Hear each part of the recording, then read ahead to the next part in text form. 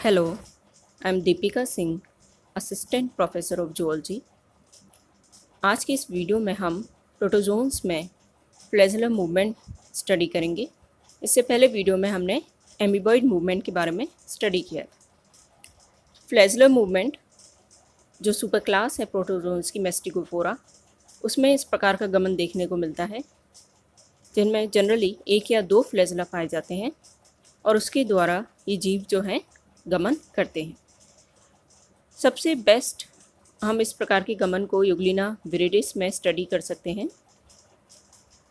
Euglena विरिडिस में दो flagella पाए जाते हैं, एक स्मॉल होता है, एक लॉन्ग। जो छोटा फ्लैजेलम है, शॉर्ट फ्लैजेलम, वो रिजर्वॉयर तक ही कन्फाइंड रहता है, उससे बाहर नहीं निकलता। जबकि जो लॉन्ग फ्लैजेलम है वो साइटोस्टोम से बाहर निकलता है और गमन में यूग्लिना की सहायता करता है। दोनों जो फ्लैजेला हैं वो बहुत ही छोटे टिनिंग ग्रेन्यूल्स से ओरिजिनेट होते हैं, जो कि साइटोप्लाज्म में ही पाए जाते हैं। जो रिजर्वायर है उसके जस्ट नीचे स्थित रहते हैं। इन्हें हम बेसल ग्रेन्यूल्स या ब्लीफेरोप्लास्ट या फिर काइनेटोजोम्स बुलाते हैं। फ्लैजेलम की इलेक्ट्रॉन माइक्रोस्कोप के द्वारा स्टडी करने पर यह पता चला कि उसके बाहर की ओर एक आवरण पाया जाता है, एक शीट पाई जाती है जो कि प्रोटोप्लाज्म की ही होती है। उसे हम आउटर प्रोटोप्लाज्मिक शीट कहते हैं। ये बाद में सेल मेम्ब्रेन के साथ कंटिन्यूस हो जाती है। अंदर की ओर भी एक एक्सियल फिलामेंट इसमें पाया जाता है जिसे एक्सोनीम बुलाते हैं। जो एक्सोनीम है उसका स्ट्रक्चर या उसकी संरचना अगर हम देखें तो उसमें दो सेंट्रल और 9 पेरिफेरल फाइबर्स पाए जाते हैं।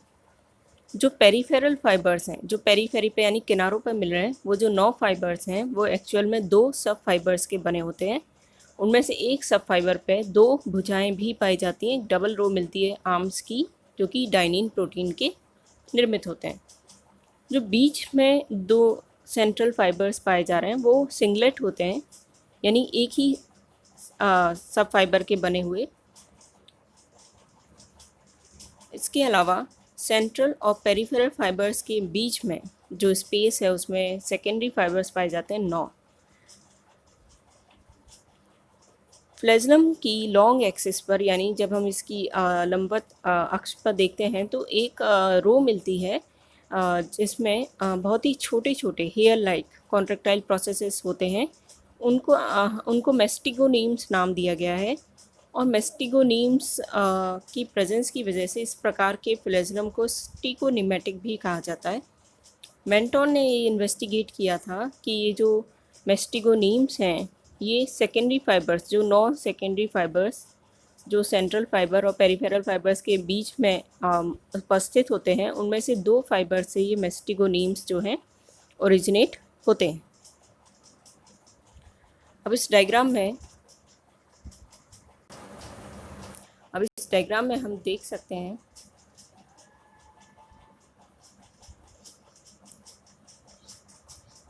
ये जो है फ्लैजेलम है जिसके द्वारा यूग्लिना गमन करता है। ये उसके सतह पर लंबवत एक रो में मेस्टिगोनीम्स, बहुत ही छोटे छोटे बालों के समान, रोमों के समान प्रोसेस पाए जा रहे हैं जिनको मेस्टिगोनीम्स बुलाया जा रहा है।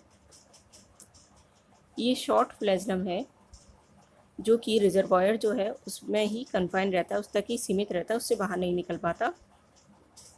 ये ब्लीफेरोप्लास्ट या जो बेसल ग्रेन्यूल्स हैं जिनसे ये दोनों फ्लैजेला जो हैं वो ओरिजिनेट हो रहे हैं।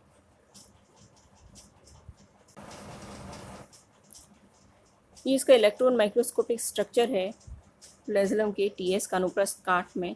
हम यह देख सकते हैं कि बीच में बाहर की तरफ ये जो है एक आउटर शीट है, आउटर बाहरी आवरण है और बीच में जो है एक्सोनीम पाया जा रहा है। एक्सोनीम में 2 सेंट्रल फाइबर्स हैं ये और बाकी के पेरिफेरल फाइबर्स हैं जो कि किनारों पर मिल रहे हैं। हर पेरिफेरल फाइबर में आप देख सकते हैं कि 2 सब फाइबर्स हैं। उनमें से एक सब फाइबर पे डबल रो यानी 2 भुजाएं हर सब फाइबर पे, एक सब फाइबर पे मिल रही हैं, जिन्हें हम डाइनिन आर्म्स कहते हैं। डाइनिन प्रोटीन के बने हुए आर्म्स हैं, भुजाएं हैं ये। ये सेकेंडरी फाइबर्स हैं जो कि सेंट्रल और पेरिफेरल फाइबर्स के मध्य में मिल रहे हैं।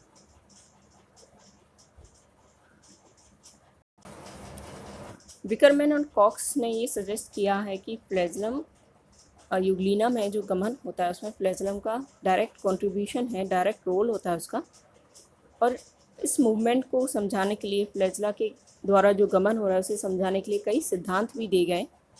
उदाहरण के लिए हम देख सकते हैं उलेला और क्रिस्पमैन ने ये सजेस्ट किया कि जो फ्लैजेला है वो अपनी साइड वेज मूवमेंट करता है, यानी साइड की तरफ मूवमेंट करता है, पार्श्व साइड पे मूवमेंट करता है और पानी को एक प्रकार से जोर से स्ट्राइक करता है, एक हंटर के समान।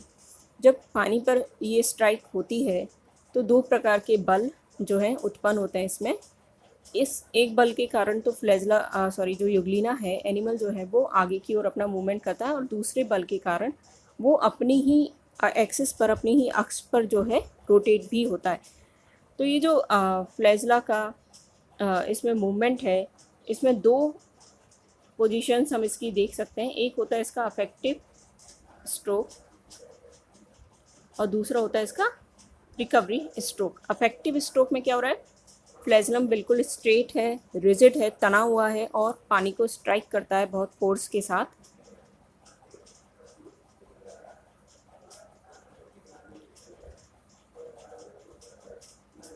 पानी को स्ट्राइक करता है बहुत ही फोर्स के साथ, तो इसे हम कहते हैं आपका अफेक्टिव स्ट्रोक।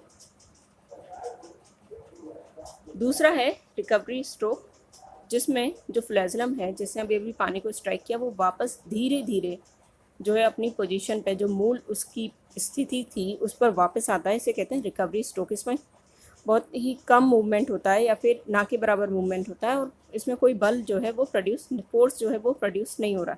तो अफेक्टिव स्ट्रोक और रिकवरी स्ट्रोक के द्वारा ये जो यूग्लिना है वो पानी में आगे की ओर मूव करता है।